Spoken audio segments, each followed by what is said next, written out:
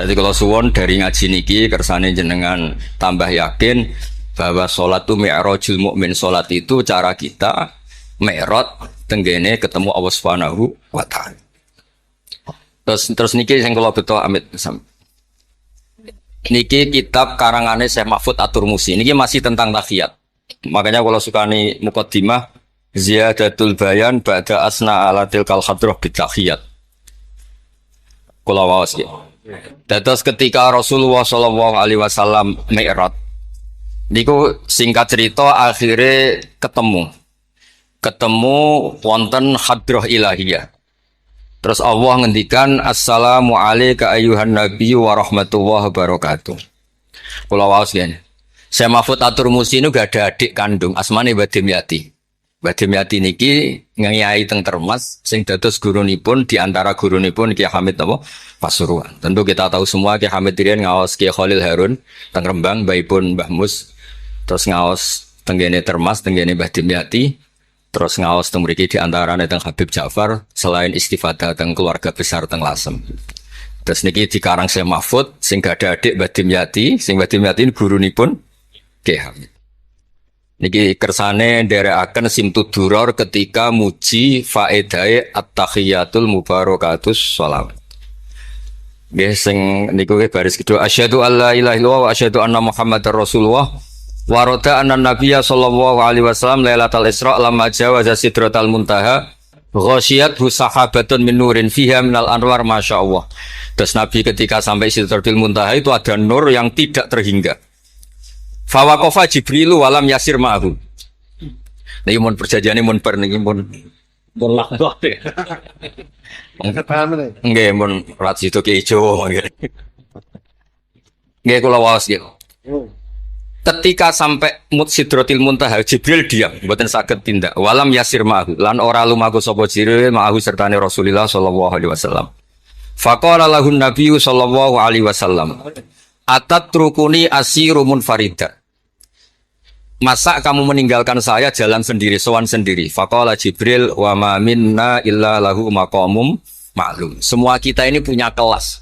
Kelas saya itu tidak sampai saged sowan hadrah napa ilahiyah. Jadi Jibril yang ketuanya malaikat niku ikrar tidak sah derek sowan Allah Subhanahu wa taala. Sing sah namung Nabi Muhammad sallallahu alaihi wasallam.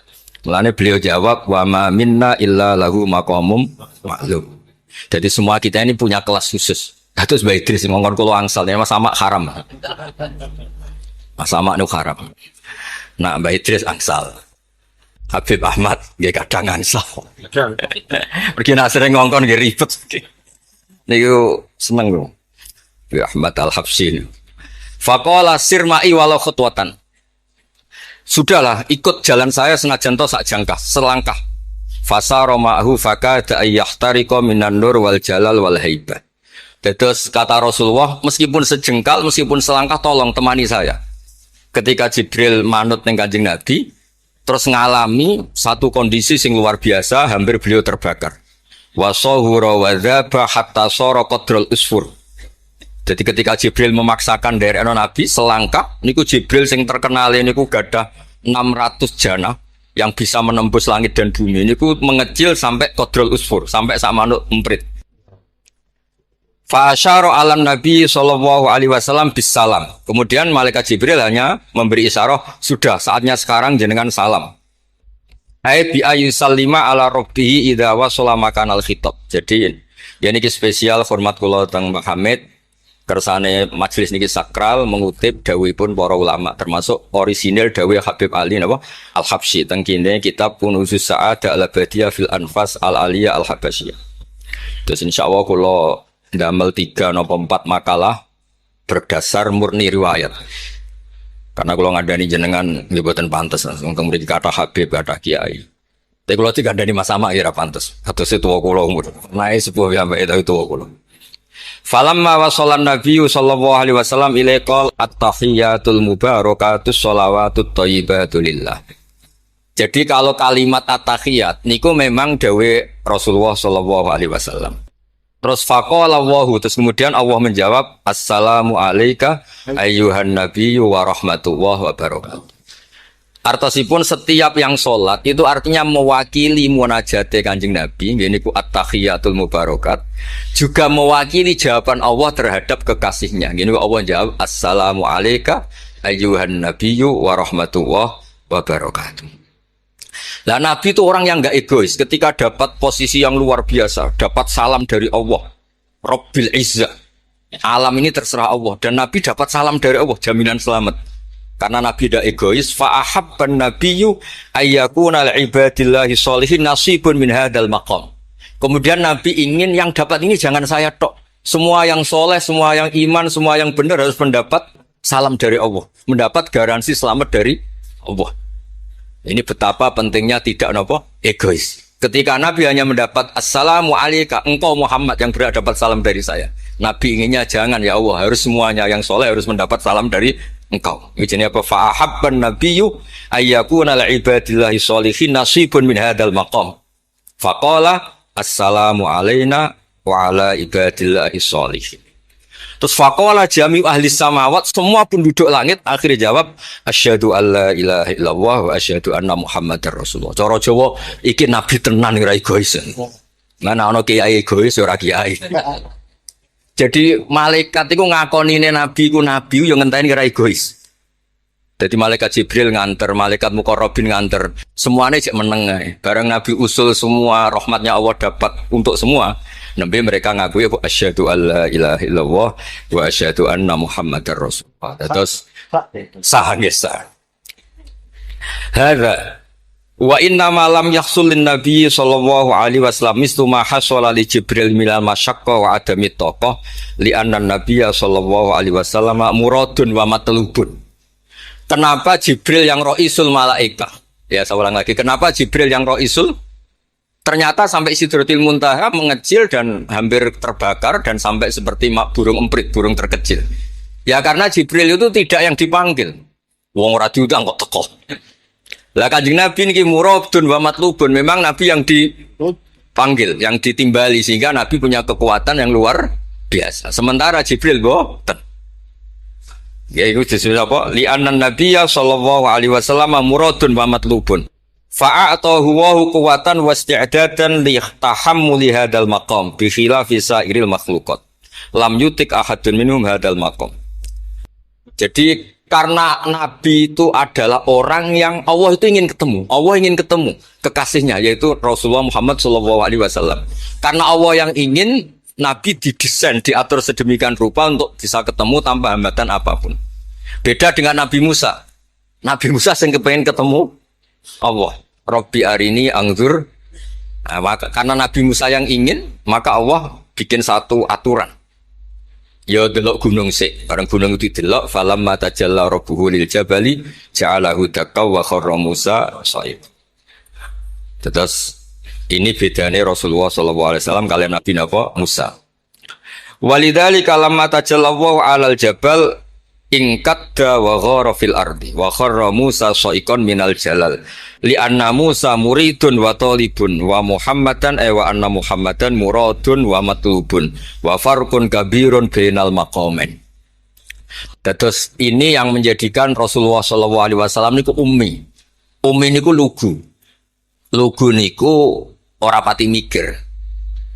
Dados Nabi itu syaratnya ummi, Nabi sing ketuane Nabi syaratnya ummi. Ummi itu tidak punya keinginan, tidak punya versi. Karena tidak punya versi ini, Allah yang tertarik. Lah itu jenenge matlub. Nah Nabi Musa boten pangeran mau diwarai, jadi rada ruwet Nabi Musa niku rada ruwet. Niku kalau cerita full. Nabi Musa niku kan kepengen mendapat Taurat. Sedawuhe pangeran, ya sudah kamu nemuin saya di Turi Sina.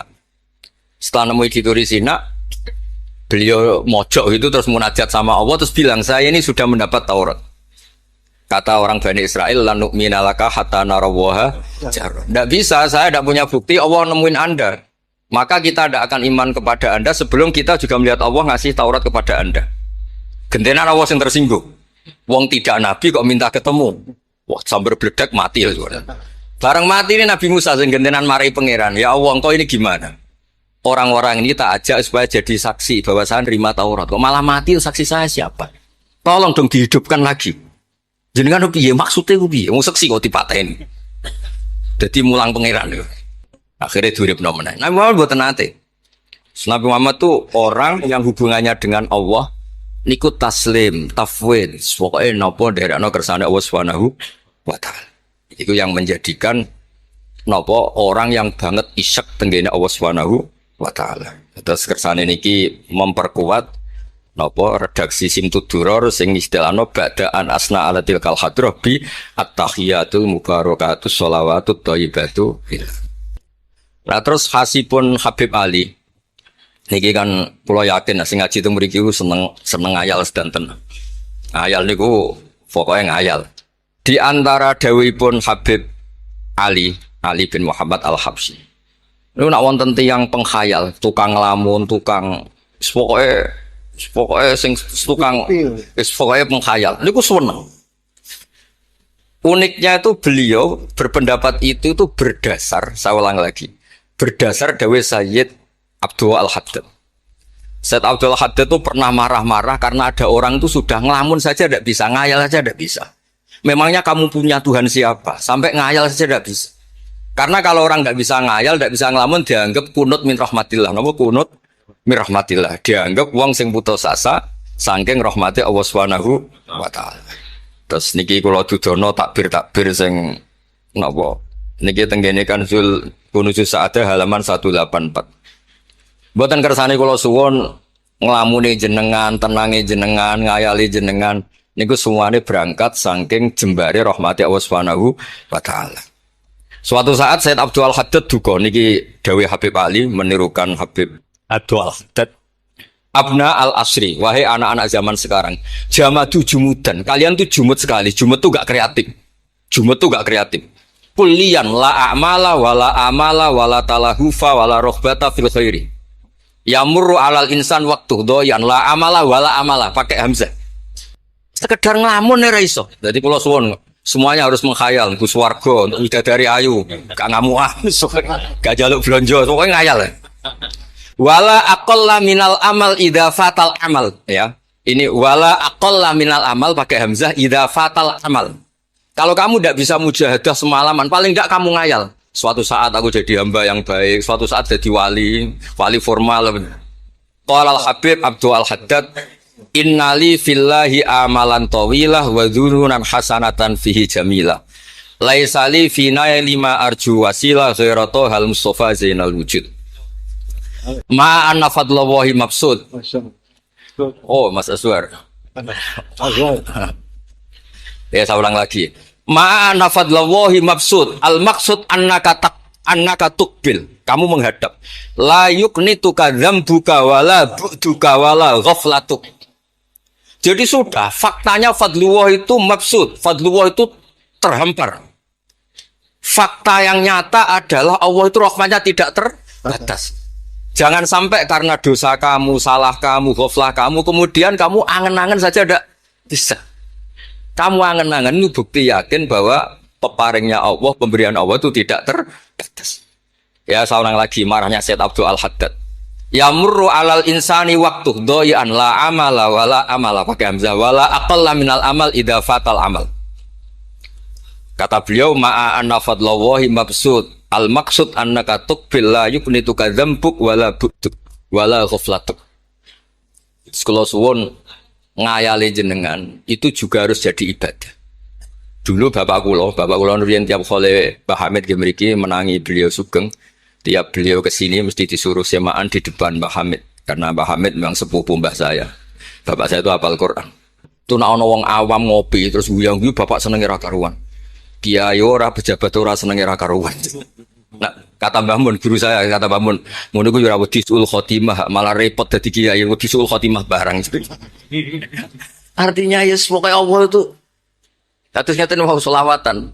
Sing Habib Ahmad seneng ya paham ya putune Nabi, sing ora putune ra paham ya seneng. Wis senenge perkara berkat mono wae sementing seneng. Seneng ku mun cukup untuk memaklumatkan kalau Allah itu fadluhu mabsud. Napa fadluhu mabsud? Jadi niku sing penting. Ini dawuh-dawuh Habib Ali bin Muhammad Al-Habsyi. Kula akan matur 2 napa 4 item teng mriki kersane ngertos asli madzhab-madzhab beliau. Nah, terus ketika beliau ngalami kasyaf Sing kenapa akhirnya beliau nyuwun sewu disejajarkan ya atau di pengganti di eranya. Karena ada Habib yang terkenal digelari Fakhrul Wujud. Ini Abu Bakar napa? Bin Salim. Yang duriannya disebut BSA bin Syekh Abu Bakar. Niku saking mintanya sama Allah supaya dosa orang-orang zamannya, zamane tonggo-tonggo nih. Gusti, kamare jenengan regani kula wonten kula kok tiang-tiang niku dosa. Jenengan sepuro sedanten. Mpun wirosatan min jadihil a'la niku napa wa ma kana wa yu'atibau wa anta napa. Beliau sampai ngendikan Habib Abu Bakar bin Salim sahibu ainat hatta balagot fiha ila qoli mudbaru zahadal ikal ma kutiba ta'ala ali asri sayiatun. Dah sekarang yang salah-salah karena ada saya dimaafkan semua. Qala Habib Alawi fasta'dzamtu hadil maqalah jiddan wa qultu fi nafsi hal yujadul yawma fi asrina ma yaqul mislaha. Terus wawadok til kalmanaki wanim tu fara itu finami ke anak Imam Abdurrahman bin Ali bin Bakar Sakron Pak Iman Foki wa yakul ya Alawi inna amma ka Ali al Habsi yakulu fi hadza zaman bimisi hadil maqal allati qala Abu Bakar bin Salim. Jadi kamu anggap jangan hanya Habib Abu Bakar bin Salim yang bisa menggaransi itu. Paman kamu Habib Ali al Habsi juga bisa menggaransi itu. Cara kula gadah mandat Habib Ahmad. Niki alhamdulillah kula niku keluarga Lasem, orang paling sering dipilih Habib Ahmad. Kemarin ketemu di Lasem, sekarang ketemu di sini. Jeng tanggal 12 ketemu teng dalam pulau Bebes. Terus kersane jenengan tambah ta'aluk teng kitab napa Simtut Duror. Ya niki terakhir amun suwe-suwe mari ilmu entek mengke saake mas-mas kula. Tapi. Ya dados atawan. Niki yang agak serius nih. Beliau itu punya abah itu Mufti Syafi'iyah di Mekah. Ya, Mufti Syafi'iyah di Mekah agamanya Habib Ali ini. Habib Muhammad. Terus beliau kundur teng Sewun wis terkenal itu ngene Sewun terus damel masjid Riyadh. Karena beliau memang putra orang alim alama fil fikih Syafi'iyah. Terus beliau ngendikan i'tanu bi ilmil fikih li anna bihi qiwa masyari'ah al mutahharah wan nas tarakuhu wal madaru alaih. Allah fil fikih. Terus ij'al mudzakarata kullaha fil wara wa fil halal wal haram li anal haram amma wal wara irtahala minal wadi wa do'at alainal asya' wal qulubu qasat. Terus dawuh beliau kamu ini harus serius nekuni fikih karena fikih ini menjadi kiwamu syari. Inti dari syariat ya di fikih. Kula nu sering nulung tiyang haji. Iki kula matur bae tiyang haji nu sering kula tulung gara-gara niku kan travel kan jadi jenis bayar larang kok mau haji dok akhirnya dikai buku-buku panduan dungu-dungu bang dikai malah masalah wong sepuh-sepuh mosok syaratnya kaji kudu apal padahal nyetake dihitung mbek traveling dihitung ana hitungane tapi itu menteror seakan itu syarat napa sah donga taufah ula ana taufah saniyah ana Wukuf. nggih donga wukuf apa ya ana dongane mandine ra jelas tapi ribete jelas niku sudah jelas nih padahal yuridu wa bikumul yusra. Wong mesti tangkel kula, Gus niki nak mboten kula waca sepundi, Gus. Gak apa-apa, sing penting mbok bayari traveler apa-apa. Karena terus itu dikira syarat wajib atau syarat sah. Lah barokah ulama-ulama iku wis pokoke tawaf mubeng ping 7 dimulai Hajar Aswad iku wis sah. Mboten usah diwaca, gak usah. Nak kowe ra mantep ya kalungno ae, sing penting di kalungno donga ngene ya Allah seperti ini. Allah wis Allah ya alamu sirra wa itu andekan tidak ditolong ulama fikih juga tidak bisa. Kiwa musyari. Orang yang sudah emergensi di ICU di beberapa rumah sakit. Barokahnya semua kitab fikih menulis tawaf di Arafah itu walau maron meskipun hanya lewat. Barokahnya itu yang emergensi lewat ambulan diliwat noto sah. Coba kalau nggak ada fikih dan merasa tawaf wukuf itu harus berhenti. Kayak apa susahnya? Semua itu barokahnya fikih. Jadi perlu dicatat Habib Ali ini ahli fikih Syafi'iyah karena memang putranya mufti. Dia putranya apa? Mufti. Ahmed sing tahu jiun Nabi. Wah, kita itu apa ya? Ini spesial nih. Ini yang di kitab ini biografi Habib napa? Kalau di kitabnya Said Umar Hafid ditulis tentang beliau di ngendikaken dua Imam Ali bin Muhammad bin Husain bin Abdillah bin Syekh Al-Habsyi. Terus wulida bi Madinati Qasam. Lahirnya sekitar 1259. Tafarragha li akhdil ilmi an abihi fi Makkah al-Mukarramah. Jadi beliau dulu ngaji sama abahnya sendiri di Mekah al-Mukarramah. Terus ngaji lagi ala yadis Sayyid Ahmad Zaini Dahlan. Jadi kira-kira kalau teman beliau di Indonesia ya Syekhona Khalil sama Mbah Soleh Darat. Itu sama yang ngarang Sohibul Iana. Itu seangkat beliau sama-sama ngaji sama Sayyid Ahmad Zaini Dahlan. Wa qara'a alaihi fil fiqhi kitab Minhajut Thalibin. Beliau paling suka baca kitab Minhajut Thalibin. Wa ada ila saywun wa bana biha ar-ribat al-masyhur. Terus kata kitab ini wa huwa awwalu ma'hadin bunya lit ta'lim bi Hadramaut. Jadi kalau kitab ini pertama yang punya tradisi bikin pondok di Hadramaut itu Habib Ali bin Muhammad Al-Habsyi. Terus beliau akhirnya hatta kanat lahdatu wafati, kalau di Indonesia 20 Robi Isani, 20 Robi Isani kalau di kitab ini. Terus Ar-Riyad huwa al-masjid alladzi bunya. Ada yang baca bana alayat bunya alayat Habib Ali Al-Habsyi bi Madinati Saywun. Jadi beliau menamakan Riyadh, memang kenangan beliau pas kecil memang lama di Mekah di Riyadh, sehingga masjid itu bisa diartikan Riyadh itu Riyadul Jannah, atau Riyadh dengan arti memang kenangan beliau mungkin banyak di Riyadh. Terus ini cerita-cerita tentang makalah-makalah Habib Ali bin Muhammad Al-Habsyi. Burdah bin Amil. Nah yang tentang Mi'raj kalau terusaken ya. Amin. Ini sarah burdan. Ini terakhir ini kersane mboten entek. Tadi kan dijelaskan kalau di istilah wau kan napa ada beberapa istilah tentang bahwa ketika di Sidratil Muntaha itu adalah satu kelas, satu makom. Sing kata beliau lam yatajasar ahadun, siapapun tidak berhak ngomong, tidak berhak komentar karena makom yang tahu itu hanya Allah dan Rasulullah SAW. Kalau istilah burda itu fahusta kulla fa khairin ghaira mustarakin wa justa kulla maqamin ghaira mustahab. Ini kula wasif. Bismillahirrahmanirrahim. Fa auha ila abdihi ma auha. Qala ya Aisyah, aturidina an ta'lami ma la ya'lamuhu Jibril wala Mikail wala nabiyyun mursalun wala malakun muqarrabun. Aisyah, bagaimana mungkin Anda tanya sesuatu yang Jibril saja tidak tahu? Jadi Aisyah itu tanya, jenengan ketemu Allah piyambakan terus bakas sopo? Jelas gak bakas pilpres. Proposal ya mboten bakas koalisi. Faqalat, ya, jadi Nabi itu sempat mboten kersa jawab, diredaksikan aturidina an ta'lami ma la ya'lamuhu Jibril wala Mikail wala nabiyyun mursalun wala malakun muqarrabun. Niki teng kitab Syarhul Burdah karanganipun Imam Bajuri. Karena Ki Hamid Pasuruan masyhur keliling-keliling teng beberapa daerah maos Burdah. Riyen angger Mbah Bisri mriki niku Ki Hamid nembe rawuh saking Burdah teng desa-desa. Ndi Kang duwe hasil maca Burdah. Sama Kiai Mbah Hamid dikasihkan sama Kiai Bisri.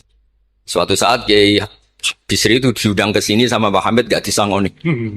Mengulas di Mbarno wes. Kiai Bisri dendam. Wes Kang rasangoni lah kelambimu kayak aku aja. Dulu misalnya, ya mulai dulu ini tidak usah tersinggung. Mulai dulu itu yang mau balik itu ya kayak ada tarifnya. Misalnya tarifnya 2 juta. Barang pulang sama muhibbinya, orang yang sangat fanatik ya Hamid didol payu 5 juta. Adi dan itu kelabine Kiai Hamid sering tiba tahajud. Kiai Bisri kan lucu abahnya Mbah Mus. Lagi Bisri itu yakin sama Hamid Wali gara-gara itu. Kan misalnya tarif dasarnya 2 juta. Saya itu payu 5 juta. Ya Kang, susu ya Kang. Itu pionanya Wali. Jadi memang dulu itu mbah saya, Kiai Bisri, Mbah Hamid itu semuanya udah mondok di Ormas dulu. Wes kecil-kecil kan. Kecil saya itu menangi Mbah Hamid. Mbah Hamid kalau di Lasem ya guyon kecil-kecil kan ya karena mulai kecil di Lasem. Nah ini Sayyidah Aisyah karena kanjeng Nabi garwane berani tanya sesuatu yang Jibril saja tidak tahu, Mikail saja tidak tahu. Singkat cerita Nabi itu gak kersa jawab. Faqalat as'aluka bi Abi Bakrin illa ma'alam tani. Tak kandak nomor tuamu nek mbok terangno. Sekolahane kono ngadepi bojo repot. Kanjeng Nabi lho diteror. As'aluka bi Abi Bakrin illa ma'alam tani. Cara Jawa tak kandak nomor tuamu ora gak terang. Bakare mertuane Kanjeng Nabi. Terus faqala inni lama kuntu qaba qausaini qultu Allahumma innaka adzabtal umam. Ba'duhum bil hijar wa ba'duhum bil masi wa ba'duhum bil khasfi. Fama antafa ili bi ummati. Sunnatuka, tren ya cara bahasanya, tren jenengan kalau ngadepi ngomong dosa disiksa. Ada yang jenengan kayak antemi watu, ada sing jenengan tenggelamkan apa-apa. Jadi pola ya, cara saat ini pola. Pola umum. Kalau ada orang dosa itu trennya polanya jenengan itu jenengan siksa. Ada yang jenengan tenggelamkan, ada yang jenengan antemi watu macam-macam. Terus lalu fama antafa ilun bi ummati. Kalau kepen tangkret, lalu dengan umat saya jenengan sebuti. Mosok podo wae niki dialeke Kanjeng Nabi kalian Allah Subhanahu faqala unzilu alaihim ar-rahmah min ananis sama wa ubaddilu sayyi'atihim hasanat wa man da'ani minhum lababtuhu wa man sa'alani a'taituhu wa man tawakkala alayya kafaituhu wa fid dunya asturu alal usad wa fil akhirah usyaffi'u kafihi walau la annal habiba yuhibbu mu'atabata habibih lama hasabtu ummatak. Andekan kata Allah, pokoknya kowe ora kembar cara Jawa, kamu itu spesial. Kamu itu spesial. Saya tidak akan memperlakukan umatmu kayak umat para nabi dulu. Terus kalau suwon kersane ziyadatul mahabbah teng Rasulullah sallallahu alaihi wasallam. Qultu ya Rabbi likulli qadimin min safari tuhfatun fama tuhfatu ummati. Lalu ketika jenengan kan apa? Allah kan tentu zat terbaik. Ciri khas yang terbaik adalah kalau ada tamu itu dijamu. Dan jenengan pertama umat kula sowan jenengan kayak inopo, jenengan kayak jamu apa. Karena beliau yakin gak kena adab. Jadi takokan itu jenengan gawe oleh-oleh nopo. Kados ini lho berkat-berkat nih lho. Jenenge tamu ya dikai berkat. Setiap yang datang dikasih tuhfah. Lalu tuhfah umatku apa? Terus qala Allahu ta'ala ana luhum ma'asyu. Ana lahum ma'asyu wa ana lahum idza matu wa ana lahum fil kubur. Spesialnya adalah tak urusi dewe. Jadi nanti umat Kanjeng Nabi ketika nyuwun sewu mungkar nakir malaikat macam-macam niku pun jejer kalian Allah. Ana lahum iku urusanku bebas pokoke niku. Iki napa? Jadi ana lahum ma'asyu wa ana lahum idza matu wa ana lahum fil kubur wa ana lahum fin nusyur. Kadza fi ba'di syurur. Terus wa dzakara jam'u minasyurrah manasuh wa hadza sirru ma'khudun min hadis Allamani Rabbi lailat Isra satrusin. Terus kula suwun barokah Maulid niki tambah mahabbah teng Rasulullah sallallahu alaihi wasallam. Nah, ini kalau di bab kitab Risalah Kusyairiyah, dados teng mriki napa mertuane Ki Hamid asmane Mbah sinten? Kusyairi. Risalah Kusyairiyah itu kitab paling terkenal ning bab tasawuf. Dados kula gadah guru namine Mbah Maimun niku gadah Mbah asmane Mbah Ahmad. Niku nate ngaos teng Sayyid Umar Syato, kakakipun Sayyid Abi Bakar Syato. Niku ketika minta thariqah mboten angsal tapi dikasih kitab Ar-Risalah Al-Kusyairiyah sehingga banyak kiai Jawa napa asmane kiai napa Kusyairi. Itu kalau di Risalah Kusyairiyah dibabkan di Kitabul Itsar. Itsar itu tidak egois. Nabi Ibrahim ngono gagahe, semua nabi kan gua gagah. Nabi Nuh gagah, tukang maksudno kaume. Top lah kowe. Nabi Ibrahim Khalilur Rahman. Tapi ketika ada adab, ketika ada hisab, ketok egoisi. Kabeh muni nafsi. Setiap dimintai syafaat, engkau Khalilur Rahman, engkau ini itu, nafsi. Hanya Rasulullah Shallallahu Alaihi Wasallam yang meskipun ada haulul mauqif, ada dahsyatnya kayak apa kiamat, Nabi tetap menghentikan analah. Saya sanggup memberi syafaat. Karena apa? Nabi tahu betul Allah yang disembah di dunia juga Allah yang sama di akhirat, yang rahmannya tidak terbatas, yang Allah tetap Rahman Rahim. Makanya Nabi terus ngendikan fa ahmaduhu bi mahamida allamani rabbi. Sebagian riwayat fa akhiru lillahi sajidan. Terus secara konstitusi kalau akhirat itu kan sudah selesai. Tapi siapa yang bisa membatasi Allah Subhanahu wa taala? Allah di akhirat tetap enggak bisa dibatasi oleh aturan apapun. Dan Nabi tahu betul kalau Allah itu rahmatnya tidak terbatas. Makanya Nabi tetap pede mawon fa akhiru lillahi sajidan. Akhirnya Allah ngendikan masyhur ya Muhammad irfa' ra'sak wasal tu'ta wasfa' tusyafa. Nabi minta napa? Hak syafaat. Dan Allah suka karena ada kekasihnya, ada orang yang tetap memahami Allah sebagai yang warahmati wasiat kulase. Ketika Nabi lain sudah bilang nafsi.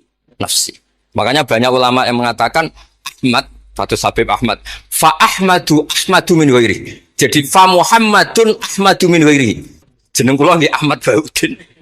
Ahmad tuh nak cara kitab sing kula waca nu afal tafdil. Fa Muhammadun Ahmadu min ghairihi. Ketika nabi-nabi lain sudah tidak bisa muji Allah karena kena haulul mauqif, wis sok kena haulul. Oke. Iku ora iso muji Allah, malah mau muni nafsi. Nabi Muhammad ono haulul mauqif tetap muji. Dalam keadaan seperti itu tetap muji Allah. Fa ahmadu bima hamida. Makanya ketika kitab itu fa Muhammadun Ahmadu min ghairihi. Rasulullah Muhammad saja yang lebih memuji Allah daripada yang nabi yang lain. Jadi ketika nabi yang lain sudah terkunci mulutnya karena panik, Nabi Muhammad tetap sakit muji Allah Subhanahu wa taala. Dan itu diperuntukkan kita yaitu syafaatuhu sallallahu alaihi wasallam. Terus kitab sing kula waos wau otoritatif wonten saking napa dawuh Habib Ali, saking kitab Kunuzus Sa'adah Al-Abadiyah, wonten Sarah Burdah dan ada beberapa kitab sing jelas niku adat guru-guru kita niku musalsal ila Rasulillah sallallahu alaihi wasallam. Dalam menyikapi kenyataan seperti ini, kita sebagai kaum emak-emak itu harus bagaimana? Saya menuntut keadilan Gus dari Pak Yai, dari panjenengan. Terima kasih. Assalamualaikum warahmatullahi wabarakatuh. Ya nanti yang ikut jawab Bu Gubernur ini kan masa mau jadi pemimpin tidak mau jawab problemnya. Udah datang pakai helikopter, ada pertanyaan nggak mau jawab.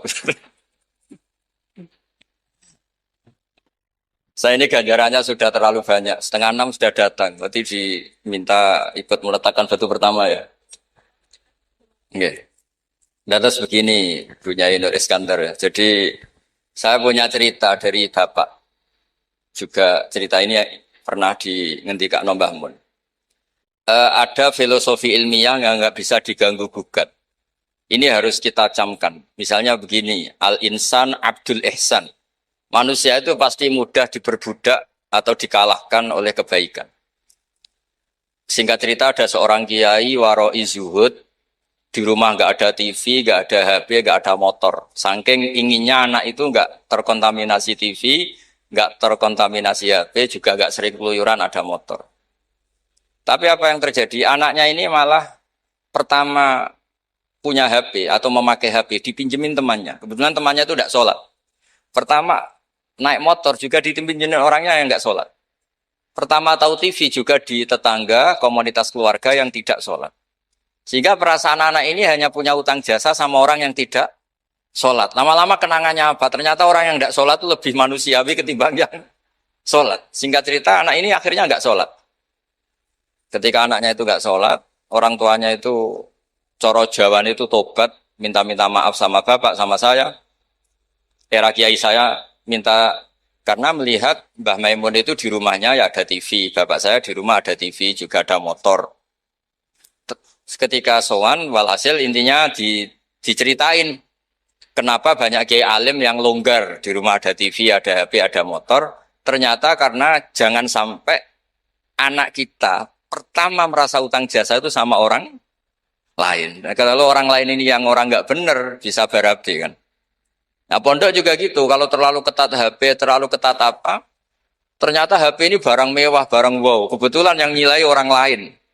Dan akhirnya santri ini merasa utang jasa sama orang. Nah, ya kalau orang lain ini tepaan orang soleh, kalau enggak. Makanya ibu-ibu juga situ, senyum tuh barang mewah. Ternyata bapak-bapak kenangannya sama bakul kopi, tidak sama istrinya. Akhirnya yang diingat ya bakul kopi, karena senyum itu mewah. Ini sekaligus jawab pertanyaan yang enak, minta keadilan. Saya juga minta keadilan. Ya itu sudah komplit jawaban itu sudah. Pokoknya kita kondisikan al-insan abdul ihsan. Jadi itu tidak bisa ndak. Makanya ngelola anak-anak itu ya harus hati-hati, ngelola istri, ngelola suami, ngelola komunitas masyarakat. Kenapa kiai itu harus dermawan? Kenapa orang baik harus dermawan? Kalau yang dermawan orang fasik, pasti orang fasik ini yang punya pengaruh karena al-insan abdul ihsan. Makanya ini kembali lagi ke kitab Ar-Risalah tadi.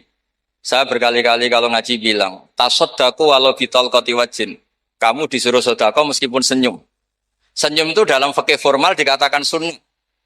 Tapi dalam konteks sudah kompetisi, itu bisa wajib. Di rumah nggak pernah ada senyum, di warung kopi ada senyum terus. Kira-kira menang mana? Sama. Ketemu preman, disuguhi kopi, senyum. Sowan kiai diamu itok. Akhirnya masyarakat mau ke preman, karena di sini lebih dimanusiakan ketimbang kalau sowan kiai dimarah-marahin tok. Akhirnya konsep Nabi Tolkoti Wajin tidak lagi kita katakan sunnah, tapi wajib. Makanya berarti ibu-ibu senyum sama suaminya wajib. Tapi kalau disenyumin terus ya, wong lanang ya dablek itu dikira nggak pernah salah. Berarti marah juga. Ya sudah, tidak usah diwajibkan, sudah dilakukan, alhamdulillah. Jadi menurut saya ngadepi fenomena sosial apapun kita harus punya kaidah ilmiah yang permanen, yaitu al-insan abdul insan. Semuanya fikih, semuanya solusi, semuanya teori itu pasti kembali ke situ. Kalau kita lebih menarik karena ihsan kita, pasti orang ke kita. Tapi kalau kita jeblok secara sosial, ya dibayangkan Allah itu walau kunta faturolidal qalbi lan faddu min hauli. Kalau seorang pemimpin itu kok wangkot, angkuh, tidak simpatik, pasti lan faddu min haulik. Pasti orang itu bubar. Jadi itu jawaban umum, tapi insya Allah menjadi solusi untuk mengelola anak kita. Saya sampai sekarang itu ya biasa ngedusi anak saya, jalan-jalan sama anak saya. Supaya utang jasanya anak itu sama orang tuanya. Istri saya itu keluarga Sidogiri. Itu saya pernah bilang, kalau anak saya minta uang jajan, meskipun saya tidur agar dibangunin oleh anak saya. Kata istri saya kan, yaitu nanti melatih tidak sopan.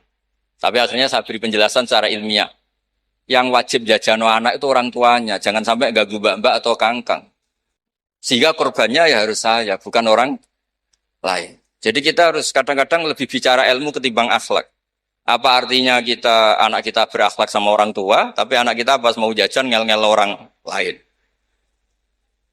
Nah hal-hal seperti itu supaya apa? Anak kita punya kenangan, saya bisa jajan karena bapak saya bisa jajan karena dituruti bapak saya. Tapi kalau kenangannya sama tetangga, dan kebetulan tetangga kita misalnya kurang baik, maka nurutnya sama tetangga yang kurang baik ini. Jadi ini menurut saya, ini karena masalah ijtihad. Neng anak boleh gak setuju ya, karena ini masalah ijtihad. Tapi harus setuju, satu-satu diundang, orang dituruti, fatwane kan. Tapi yang jelas kaidahnya itu tadi pegang al-insan abdul ihsan. Sehingga kita bisa ngelola gimana orang-orang baik itu berjasa. Makanya ketika Rasulullah SAW masyhur itu, inna hadatin irtadaituhu li nafsi wala yusliha li hadatini illa sakha wa husnul khuluq. Agama ini sudah final. Cuma yang bisa mengawal agama ini hanya dua, yaitu dermawan dan husnul khuluq. Jangan sampai orang lain yang nggak benar lebih berempati, lebih dermawan, sementara orang itu cara berpikir nuruti nafsu, itu yang bahaya. Makanya Quran kritik ara'aita man ittakhadha ilahahu hawa. Orang yang cara berpikir itu nuruti hawa nafsu. Kalau zaman Nabi, zaman sahabat, zaman ulama, itu enggak seperti itu. Sehingga cara berpikir itu mudah. Makanya kata Nabi, absyiru ya maksarul muslimin, kata. Kamu harus senang ya maksarul muslimin. Allah sekarang buka pintu langit yang sebelumnya enggak pernah dibuka. Dan Allah yubahi bikum malaikata. Dan Allah membanggakan kamu kepada para malaikatnya. Kenapa? Umatnya Muhammad, umatnya Rasulullah Muhammad SAW, itu kalau sampean kepengen mati setiap saat itu baik, itu resepnya gampang kata Nabi. Addu faridotan wantadzoru ukhra. Jadi Allah memberitahu, ya Muhammad, umatmu ini luar biasa. Jadi misalnya tadi kita sholat subuh, ditanya, Bahak kamu sekarang ngapain? Nunggu sholat duhur ya. Setelah sholat duhur ditanya lagi nunggu apa asar. Sehingga famangkanat hijratuhu ila wa rasulih fa hijratuhu ila wahi. Jadi kalau ya sudah ini tak ijazahkan. Kalau setelah sholat subuh nunggu apa? Duhur. Setelah duhur nunggu. Sehingga ketika kita mati itu statusnya penunggu sholat. Tapi kamu kan enggak miskin. Kenapa? Penunggu kaya. Nah, itu enggak masuk surga itu. Penunggu kemapanan. Berarti kan menunggu sesuatu yang seleranya nafsu. Beda kalau penunggu sholat. Berarti kamu di dunia menunggu ritual ibadah. Maka di antara ijazahnya Nabi apa? Addu faridotan wantadzoru ukhra. Melakukan satu fardu. Kemudian kita menunggu tugas berikutnya. Jadi niati saja setelah subuh nunggu apa? Duhur. Setelah duhur, meskipun kita di perapatan, apa? Nunggu asar. Ya. Tapi ya asar betul, jangan nunggu tok pas asar. Enggak.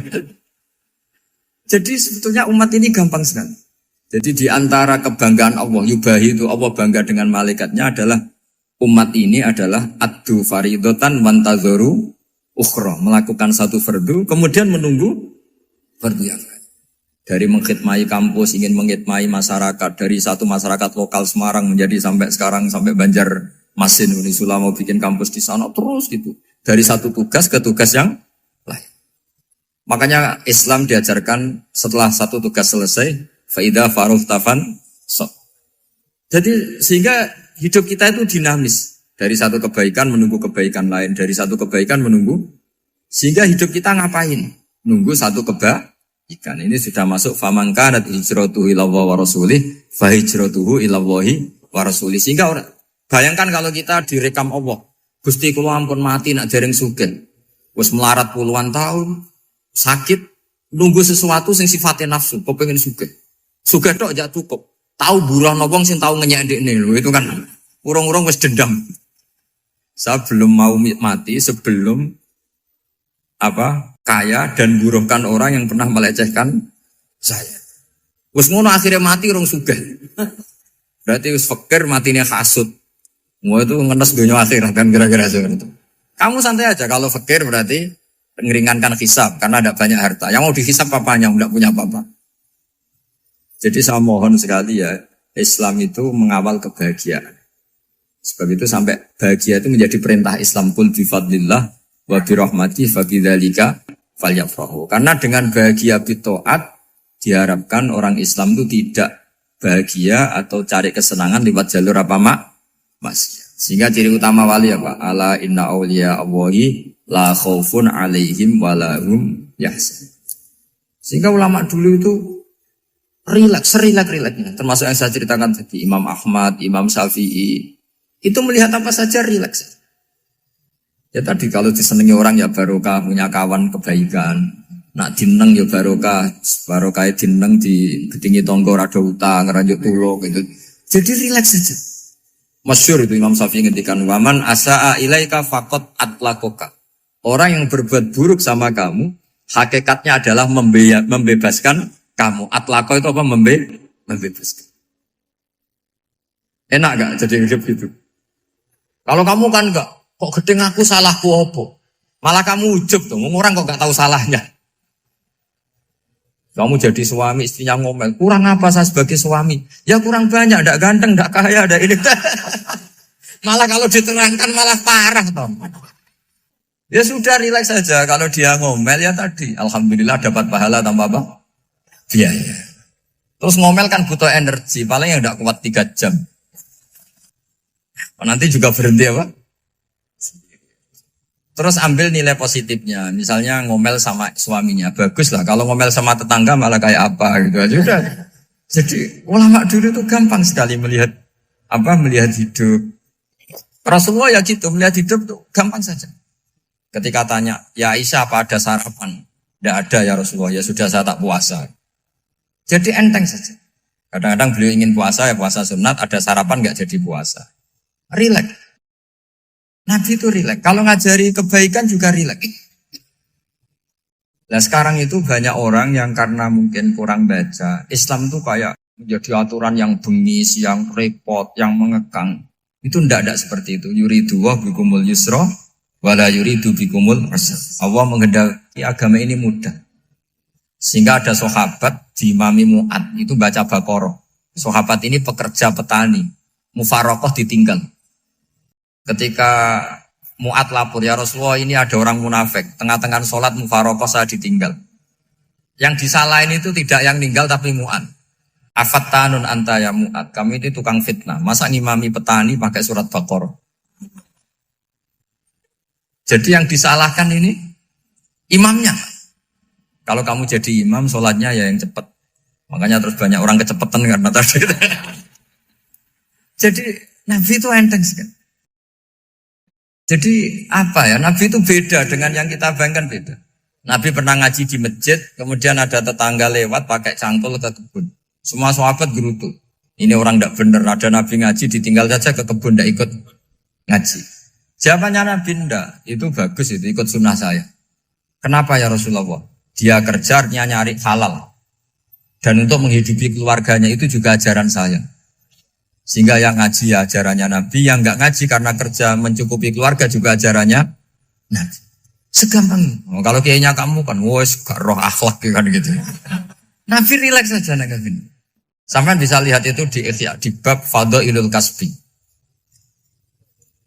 Makanya ini penting sekali supaya orang itu berpikir Islam atau mendakwahkan Islam itu berdasar sanad ya yang muttasil yang pernah dilakukan Rasulullah SAW.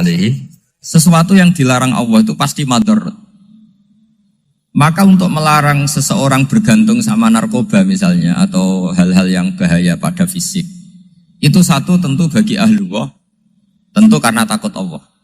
Tapi banyak masyarakat yang memang benar-benar bisa meninggalkan narkoba karena efek buruknya ganja.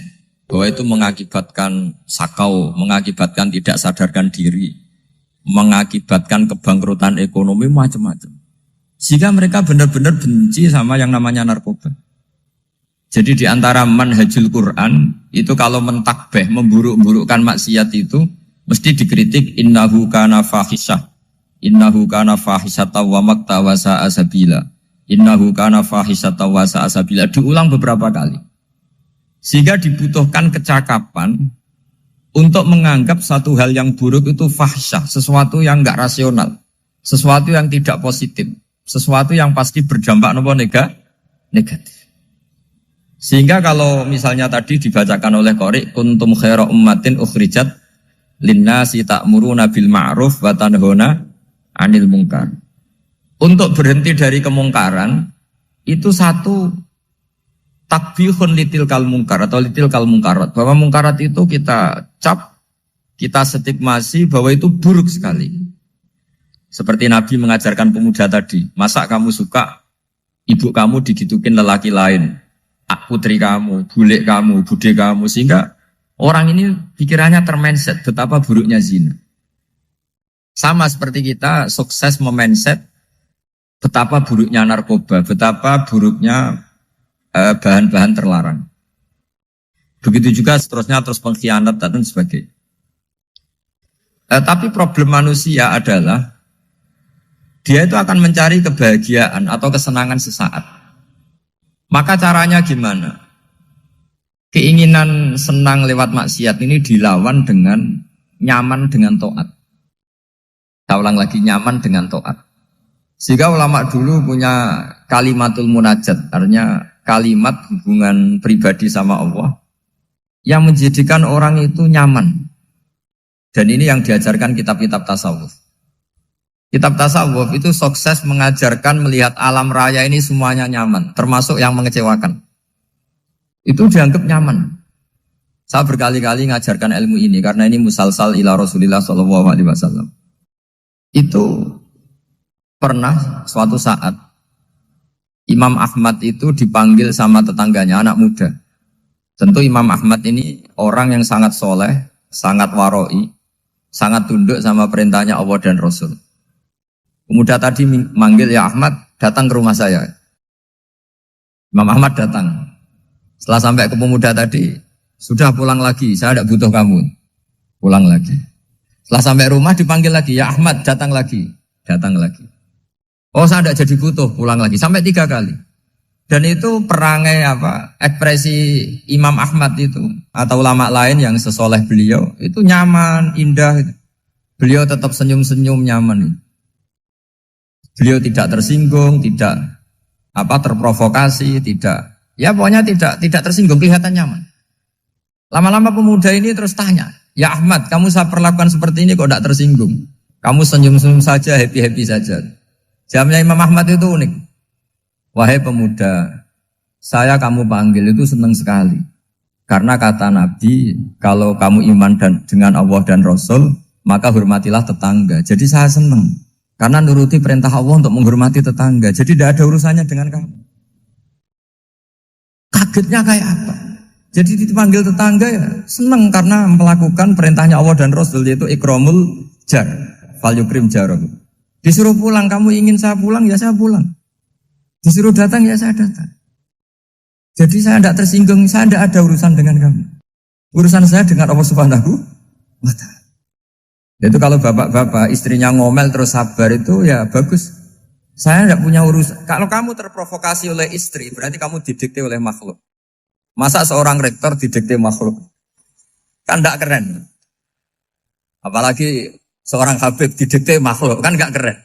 Yang bisa mendikte kita hanya Allah Subhanahu wa Ta'ala. Dan Allah mendikte kita, mengajarkan kita wa ashiruhunna bil ma'ruf fa in karihtuhunna fa asa an takrahu shay'a wa yaj'alallahu fi khairan katsira. Jadi cara melihat istri kita bawel gitu atau cerewet, alhamdulillah ini ada pahala tanpa modal, cukup sabar. Kalau istri kamu sedang mesra, malah mintanya ke mall, malah biayanya tinggi. Murah mana dapat pahala dimarahin sama saat mesra minta ke mall?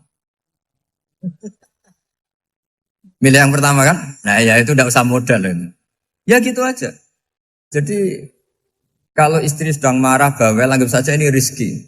Dapat pahala tanpa apa?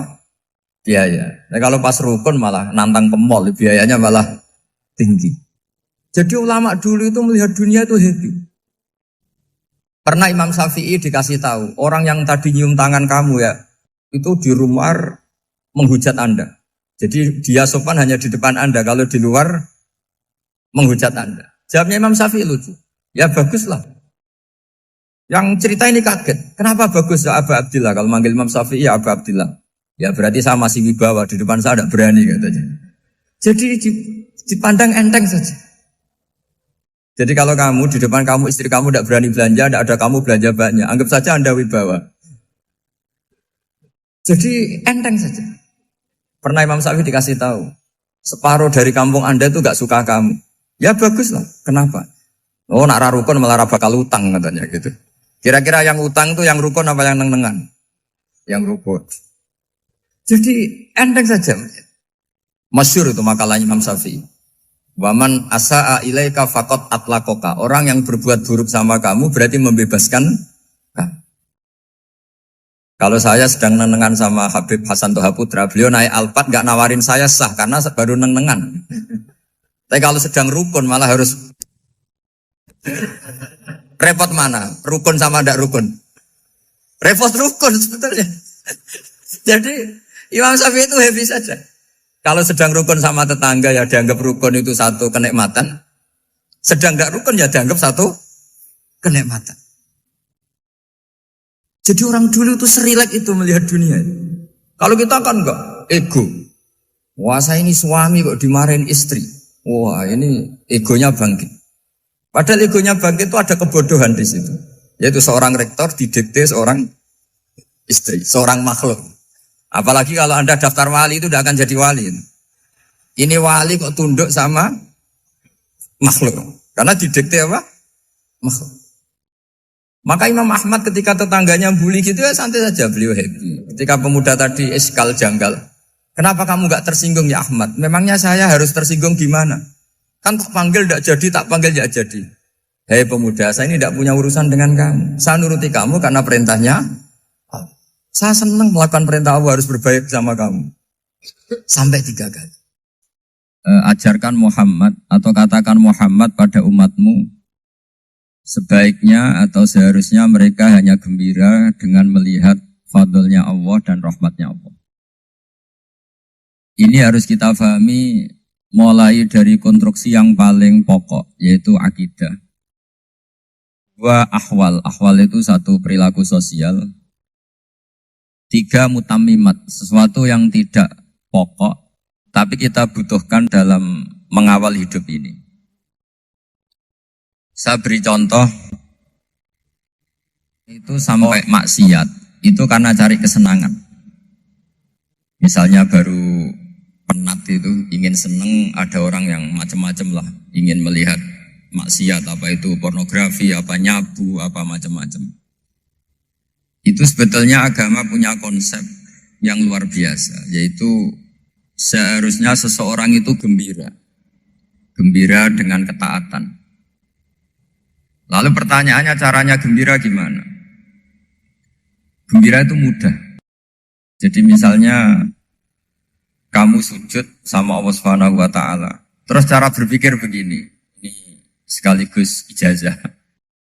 Cara berpikir begini. Ya Allah, ini kata Sayyidina Ali, kafani izzan an aku nalaka abdan wa kafani fakhron an takuna li robban.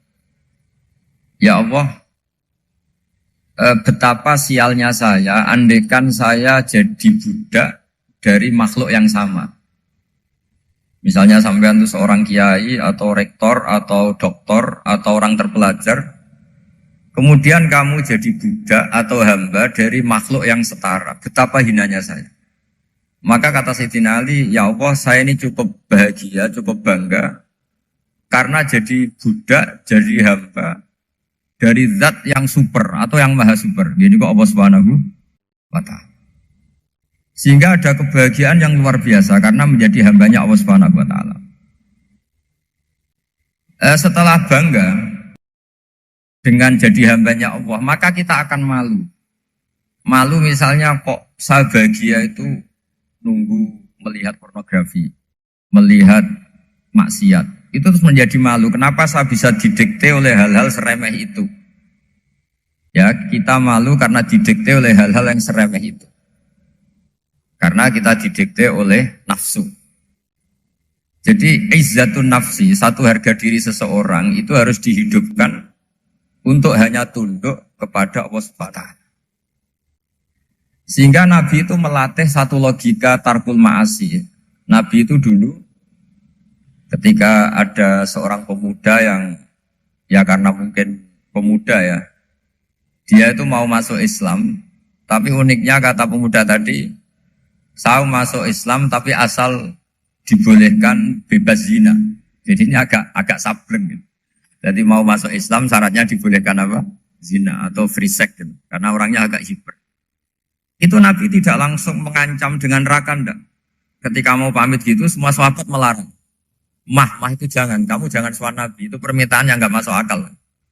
Setelah lama ditahan terjadi kegaduhan di masjid. Nabi dengar itu ada apa itu? Itu ada pemuda yang mau masuk Islam tapi yasta'dzinuhu fi zina. Tapi mereka minta izin Nabi untuk tetap boleh zina. Kata Nabi, pemuda itu suruh masuk, suruh menghadap saya. Ketika menghadap Nabi, saya ulang lagi ketika menghadap Nabi, Nabi mengajarinya itu luar biasa. Nabi tidak langsung mengancam dengan neraka atau dengan azab tunda. Tapi kata Nabi, atuhibbuhu li ummik. Kamu suka kalau ibu kamu itu jadi demenannya orang banyak. Oh enggak ya Nabi, yang demen ibu saya tak bacok kan. Karena ini ya agak preman, di mana-mana orang nakal agak preman.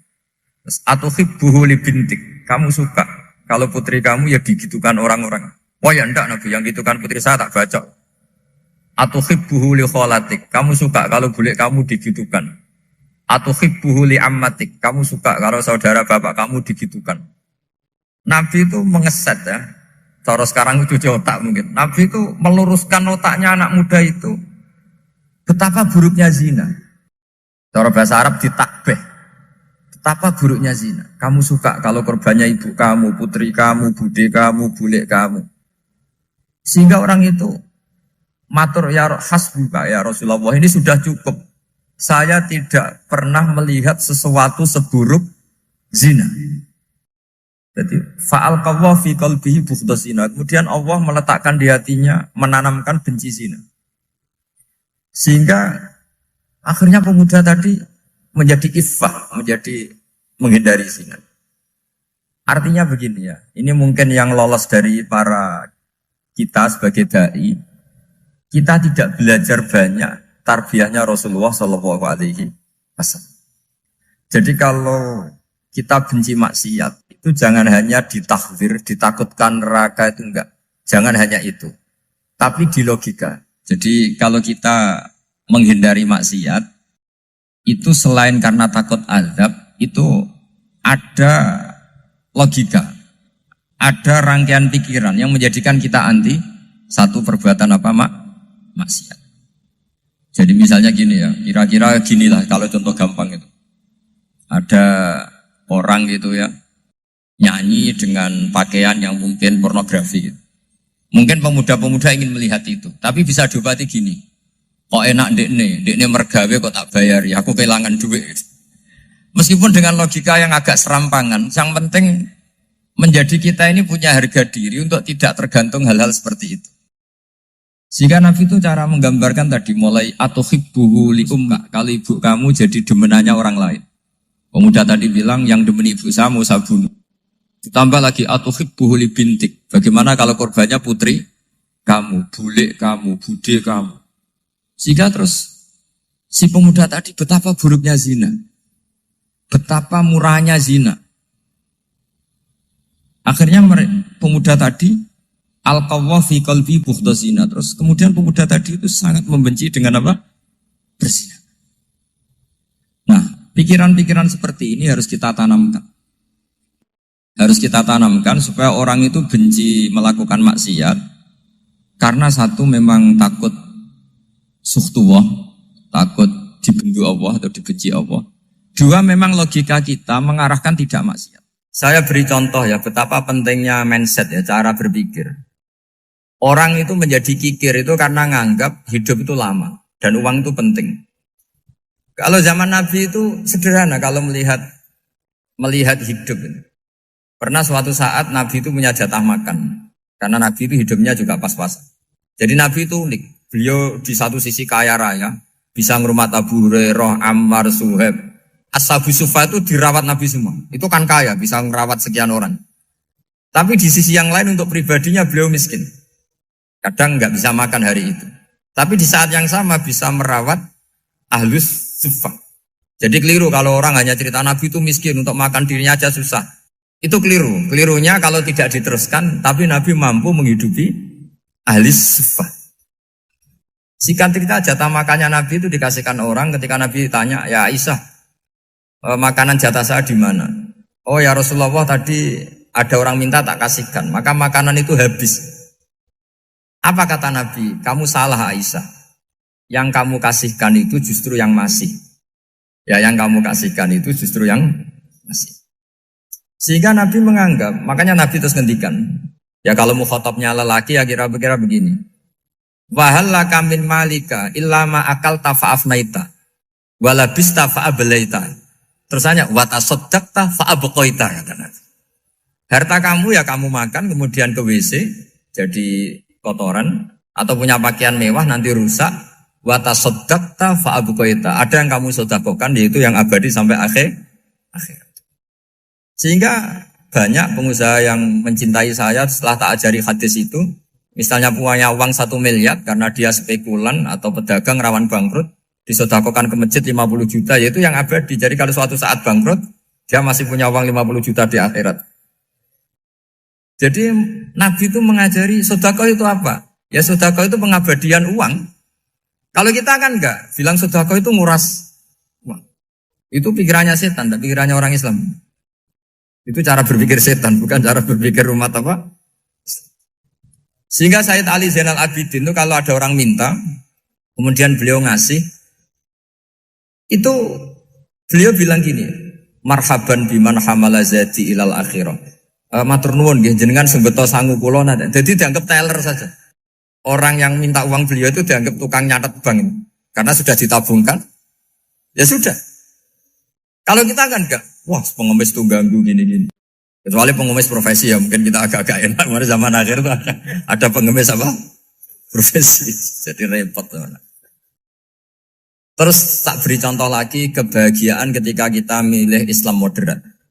Islam kita diajarkan guru-guru kita, utamanya oleh guru kita Mbah Maimun.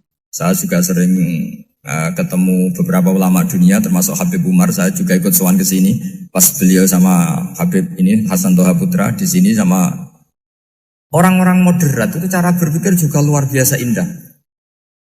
Beliau pernah cerita ya beberapa ulama lah, banyak yang cerita itu.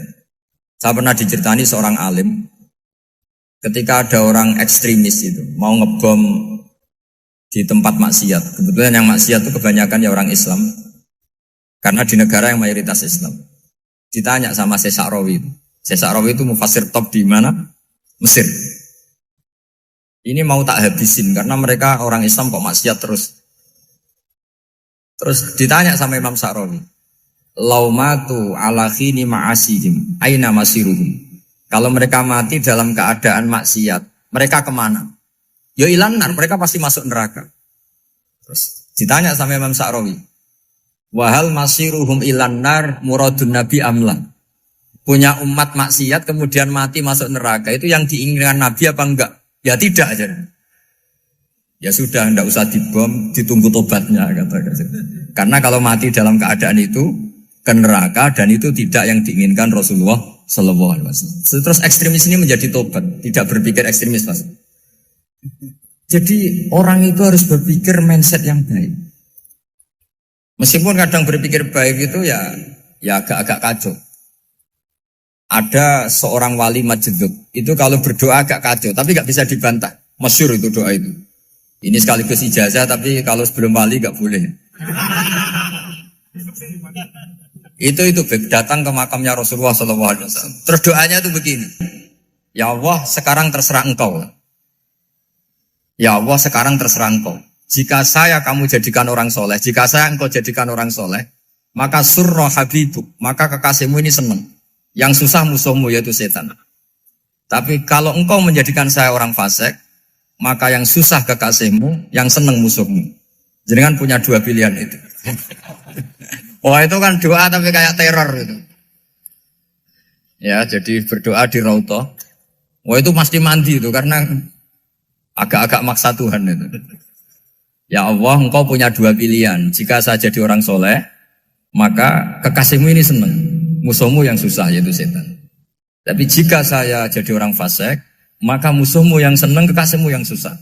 Mohon terserah jenengan, mau menyenangkan kekasihmu, apa menyenangkan musuhmu gitu. Kira-kira gimana? Kalau tertarik boleh doa itu dipraktekkan. Tapi kayaknya kalau copy paste itu gak keren, apa? Jadi dulu orang itu muamalah sama Allah dan Rasul itu rileks. Rileks itu nyaman karena ya tadi kul bi fadlillah wa bi rahmati fa bidzalika falyafrah. Sehingga Imam Izzuddin bin Abdissalam itu ngendikan innalladzina yarmunal muhsanatil ghafilat. Di antara kebaikannya ibu-ibu atau mbak-mbak ini harus berstatus ghafilat. Perempuan-perempuan pelupa. Ghafilat itu pelupa. Pelupa dari kenikmatan maksiat sehingga mereka dengan taat. Misalnya ada ibu-ibu atau mbak-mbak atau juga bapak-bapak tahajud, kemudian nyaman dengan tahajud itu. Kira-kira terbersit enggak ingin maksiat? Enggak kan, karena sudah nyaman dengan tahajud, dengan taat. Maka dibutuhkan kenyamanan dalam beribadah. Sebab itu ala bidzikrillahi tatmainnul qulub. Makanya saya termasuk kiai yang setiap ngaji itu happy, seneng. Karena ini untuk kampanye. Senang dengan ngaji, dengan taat itu sudah luar biasa. Kayak apa kalau mereka senangnya kalau nunggu melakukan maksiat. Jadi termasuk bentuk perlawanan kita terhadap maksiat adalah usahakan kamu tuh sebahagia, senang dengan taat. Istiqnas billah, mu'anasah billah, farah billah, itmi'nan tumaknina billah. Sehingga ini mencukupkan kita tidak berkebutuhan maksiat. Meskipun kita ya manusia, pasti suatu saat atau sudah pernah maksiat. Serasa diceritakno lah, gue mesti gitu. Lah orang-orang dulu itu orang yang sukses mengelola bahagia ma Allah wa billah walillah. Jika wali-wali dulu itu jadi wali itu tidak mesti karena ibadahnya banyak itu enggak. Mereka orang yang ibadahnya itu biasa. Biasa-biasa sekali. Ulama-ulama dulu ibadahnya biasa sekali. Tapi qulubuhum ma Allah, hatinya itu ma Allah. Itu ada seorang wali itu jadi wali, Umar bin Abdul Aziz yang dikenal Khamisul Khulafa. Khamisul Khulafa. Di luar Khulafa Ar-Rasyidin 4, di antara yang soleh adalah siapa? Umar bin Abdul Aziz. Itu ketika mau meninggal, itu senangnya bukan main. Itu semuanya nangis, beliau senang. Terus tanya, kenapa kamu senang? Memangnya saya kalau mati itu kemana aja?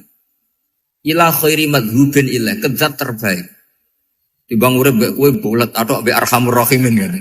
Yaitu Allah Subhanahu. Jalaluddin Ar-Rumi ketika mau meninggal itu muridnya nangis semua. Beliau marah. Kamu harusnya pesta karena saya mau ketemu kekasih saya, malah kamu tangisi. Goblok sekali kamu katanya. Jadi orang-orang dulu itu luar biasa. Karena tadi mereka tidak ingin ketemu Allah itu dianggap problem. Harus sesuatu yang membahagiakan. Makanya wali-wali itu kalau berdoa begini. Wa khairu ayyami yauman alqa kafih, dan jadikan hari terbaikku adalah hari ketika saya ketemu engkau ya. Pernah dengar doa itu? Wa khairu ayyami yauman alqa kafih, dan hari terbaikku adalah hari saat ketemu engkau. Aman kan enggak? Sampai mati ku wedi. Saya tidak tahu wedi dosa apa wedi Israel apa wedi malaikat siapa? Mungkar Nakir. Sebenarnya tidak perlu seperti itu. Karena cara pandang Nabi itu ini bisa dipraktekkan. Kalau kamu orang baik, mati artinya apa? Ya baik. Karena husnul khotimah. Kalau kamu orang yang buruk, itu kata Nabi, anggap saja mati itu akhir dari keburukan kamu. Nah, aku urip terus, malah maksiat terus. Maka Nabi itu kalau ngajari kita berdoa gini, Allahumma maj'alil hayata ziyadatan li fi kulli khairin wal mauta rohatan li min kulli syarri. Ya Allah, kalau saya hidup, ya anggap saja ziyadah fi kulli khairin, berpotensi nambahi kebaikan. Kalau saya mati, anggap saja ini akhir dari segala keburukan. Maka saya berkali-kali, tradisi ulama-ulama NU, ulama-ulama pesantren, ya ada hanya NU, pokoknya ulama-ulama alim, itu kalau ada orang mati, orang nakal gitu mati, ini saya gitu, itu hadirin mesti gak terima. Wah, api enang itu wong wakal. Tapi dipaksa sama kiainya, saya gitu, lama-lama dipaksa. Saya gitu, padahal yang hatinya kiai, wis ra iso maksiat meneh, wis saya gitu. Karena dengan mati berarti saya sudah tidak bisa maksiat lagi. Jadi Nabi melihat hidup dan mati itu segampang itu. Kalau al-hayata ziyadatan li fi kulli khairin wal mauta rohatan li min kulli syarr. Coba kita ke depan itu kan ada potensi zina, potensi korupsi, potensi maksiat. Yang bisa menghentikan potensi itu apa coba? Mati ya, udah pinter ya. Sudah maju berarti. Berani mati? Berani. Tapi jangan di sini ngel-ngelo panitia. Artinya yang selama ini kita risau dengan kematian, dengan apa? Nabi ngajari kita tadi. Allahumma maj'alil hayata ziyadatan li fi kulli khairin wal mauta rohatan li min kulli syarr. Ya Allah, jadikan hidup ini sebagai bekal menambah kebaikan, dan suatu saat kalau saya mati, semoga itu akhir dari segala keburukan. Jadi artinya Nabi itu ngajari kita itu positif terus. Sama seperti ulamanya tadi. Nak lagi rukun mbek tonggo ya sanggep ae kanca keapian. Nak nenengan ben ra utang ngoten. Dadi pokoknya penak terus itu loh. Nak bojo lagi ngamuk, alhamdulillah gak ngajak blonjo. Nak pas rukun ya alhamdulillah kok lagi rukun. Jadi gampang semua. Makanya ada seorang alim itu ngendikan begini, ada yang tanya. Saya tuh dulu ketika kaya, teman saya sering main ke saya. Setelah saya miskin, gak ada teman-teman yang ke saya. Dikira si Habib ini kebetulan orangnya Habib itu mendukung keluhan dia. Ternyata enggak. Si orang alim itu bilang gini, malah bagus tuh gitu. Kowe wis melarat buruhe wong. Ya sudah kamu miskin, buruhnya orang lain. Misalnya tukang manol di pasar atau tukang becak. Kemudian teman-teman kamu datang, malah kamu malu tuh jadi tontonan. Bagus kalau mereka lupa, pas kamu miskin tidak ada yang lihat katanya. Jadi apa ya, dianggap enteng saja gitu. Akhirnya orang ini nggak jadi ngeluh. Selama ini kan kita ngeluh ya, ketika miskin teman-teman nggak datang. Coba kalau mereka datang pas kamu buruh bikin foto di orang lain, mantan bos buruh, malu gak? Milih datang kepada? Nggak lah, sudah bener itu. Jadi ulama dulu itu makanya sering baca biar tahu solusi hidup. Jadi ulama dulu tuh gampang sekali melihat kehidupan itu. Gampang sekali, indah, gampang. Kebahagiaan ini pula yang harus kita latih dalam melakukan ketaatan. Tapi memang obsesi saya terbesar atau cita-cita saya terbesar memang setiap ngaji saya ingin orang mukmin semuanya itu bahagia. Dengan bahagia itu mereka tidak neko-neko ingin mencari kebahagiaan lewat jalur apa maksiat. Sehingga dalam konstitusi ulama yang ditulis di kitab-kitab usul fikih Dan itu kitab yang saya kaji, selalu saya kaji. Itu membela-bela sesuatu yang mubah itu sampai luar biasa. Karena melihat mubah itu, misalnya Anda tidur itu berstatus mubah. Anda bermain catur berstatus mubah. Anda rileks sama teman jagongan semalam dengan teman rektor atau dosen atau yayasan itu, melihatnya bukan mubah, tapi tarkul maksiyah. Misalnya saya semalaman asik musamaroh itu jagongan malam sama Habib Toha Al-Munawwar. Itu Allah ngitungnya bukan, wah ini jagongan ngalor ngidul, tidak penting tuh, tidak. Malam itu bahak tidak ke dugem, tidak ke tempat maksiat. Sehingga ada ulama yang mengatakan mubah itu enggak ada. Saya ulang lagi, mubah itu tidak ada. Kan umumnya ulama bagikan wajib, ya kan, haram gitu. Terus diantaranya mubah, sunat, makruh. Ada ulama yang mengatakan mubah itu tidak ada. Kenapa? Logikanya begini, itsma min mubahin illa wa yatahaqqaqu bihi tarku haramimma. Karena ada mubah yang Anda lakukan kecuali saat itu pasti ditinggalkannya sebuah keharaman. Misalnya Anda sedang jagungan sama istri di luar, di rumah, asik di rumah semalaman. Mungkin bahas hal-hal yang ringan. Mungkin melihat sinetron atau apa yang ringan. Tapi di situ terjadi Anda meninggalkan ke tempat-tempat maksiat. Sekarang ninggal maksiat itu wajib apa mubah? Wajib. Padahal Anda sedang melakukanmu. Nah, itu dicatat oleh Allah itu tarkul haram, meninggalkan keharam. Jika masyhur dalam cerita wali-wali itu, Abu Yazid yang seperti itu ibadahnya pernah tanya, ya Allah, lalu yang makomnya orang seperti saya siapa? Karena beliau semalaman ibadah terus. Sama Allah dijawab, ya yang tidur di pinggir kamu itu. Abu Yazid, loh kok bisa ya Allah? Dia kan tidur terus. Ya kan dia tidur berarti meninggalkan keharaman. Ngomong sing potongan tukang maksiat itu apik turu apik melek kira-kira. Apik turu. Timbang sama nak melek pola wis turu ae kira-kira gitu. Jadi enggak usah dipaksa tahajud, dipaksa qiyamul lail itu. Iya kalau qiyamul lail. Kalau dapat informasi, ke sini ikut saya terus katut kan repot. Jadi perlawanan terhadap maksiat itu sebetulnya gampang dalam Islam karena tadi nggak ada sesuatu yang mubah kecuali saat dilakukan berakibat meninggalkan keharaman. Mudah sekali. Jika banyak orang jadi wali itu karena melakukan mubah. Itu ada orang jadi wali itu karena sering makan. Ya makan-makan biasa itu. Karena ketika makan, ya Allah, betapa doifnya saya. Katanya saya presiden, katanya saya rektor, saya kiai. Ternyata kalau nggak makan tuh lemes. Apa hebatnya makhluk yang bergantung makhluk yang lain, yaitu makanan. Nah karena seperti itu terus dia al-laja'illallah, terus dia sungkeman dengan Allah. Betapa lemahnya saya.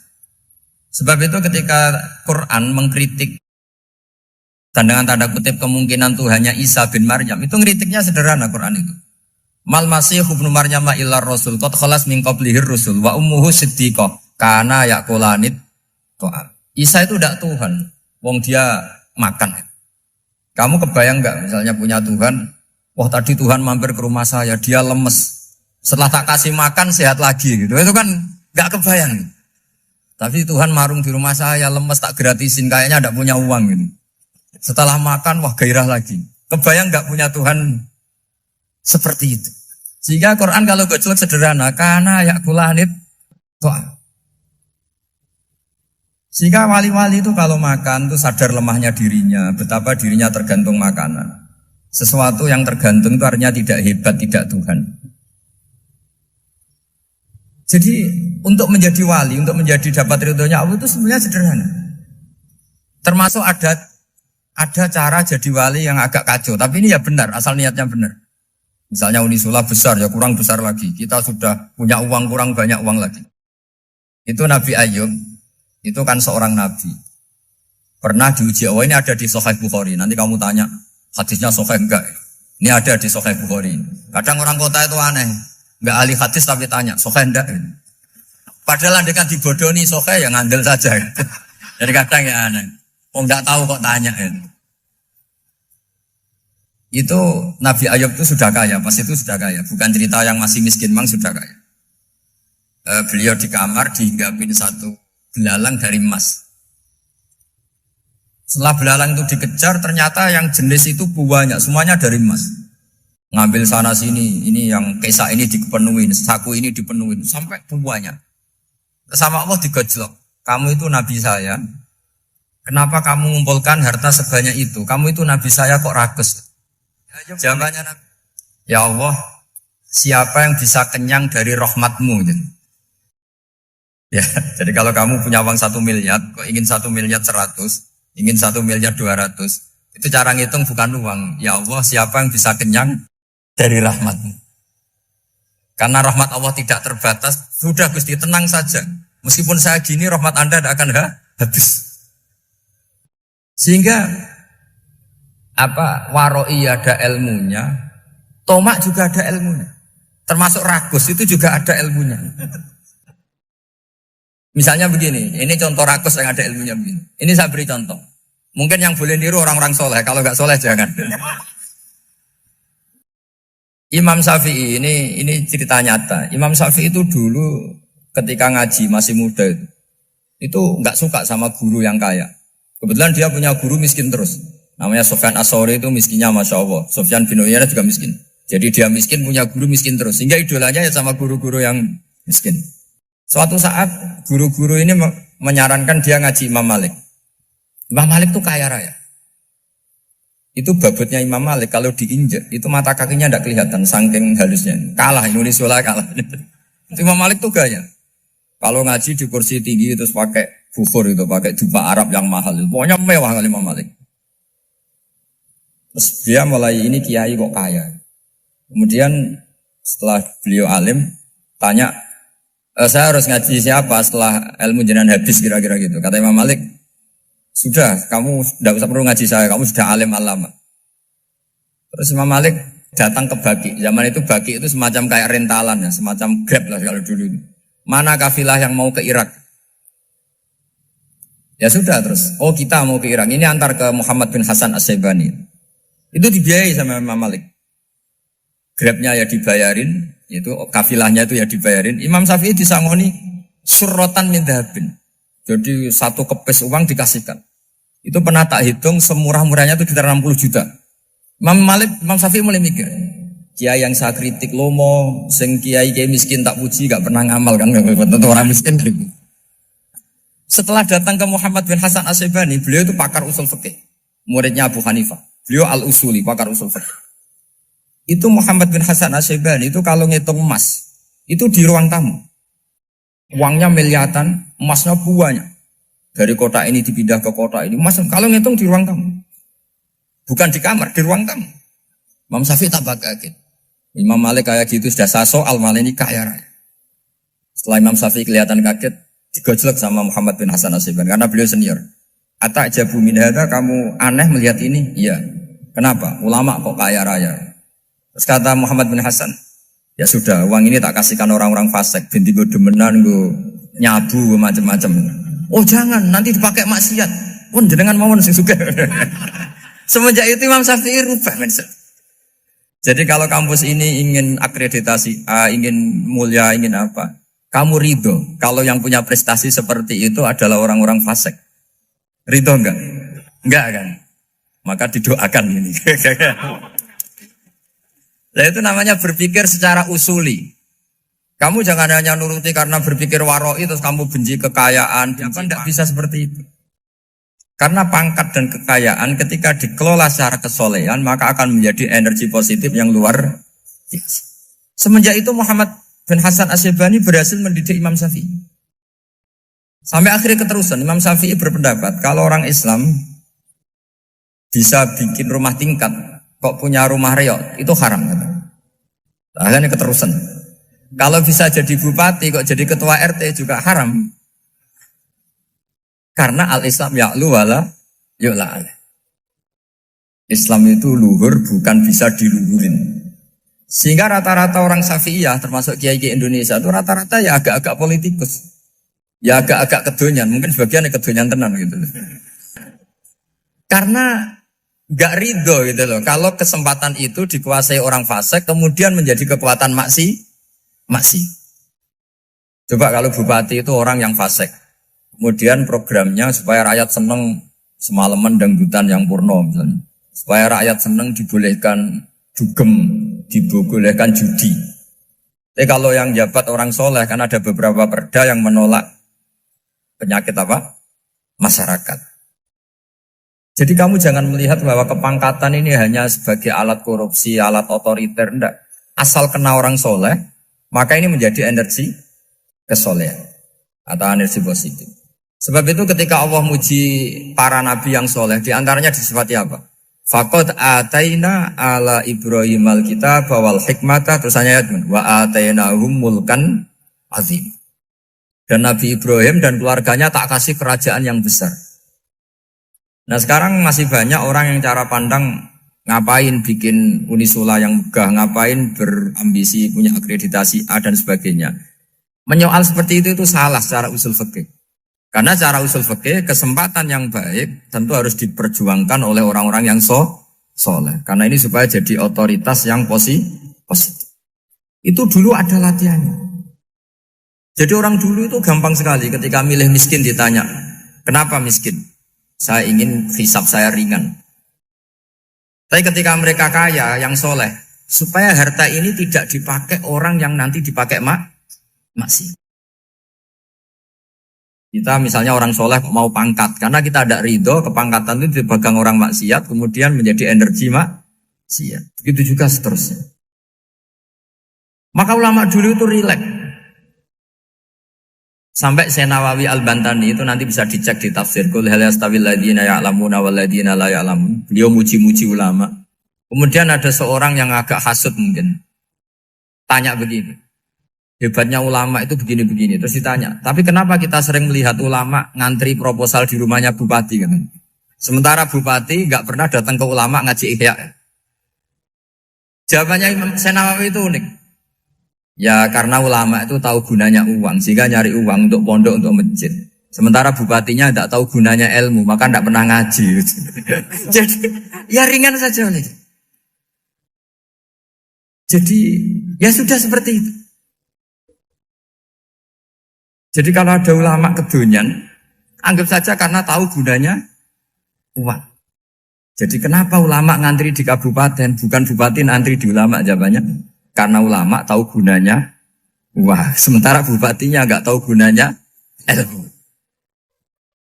Kira-kira gitulah. Ada ustadz tidak ganteng, kesensem rondo cantik, karena tahu gunanya ustadz itu. Artinya tahu gunanya kalau saya nikah nanti punya anak jadi gus, karena kan dia kiai gitu. Tapi rondone raro gunanya dia karena miskin gitu.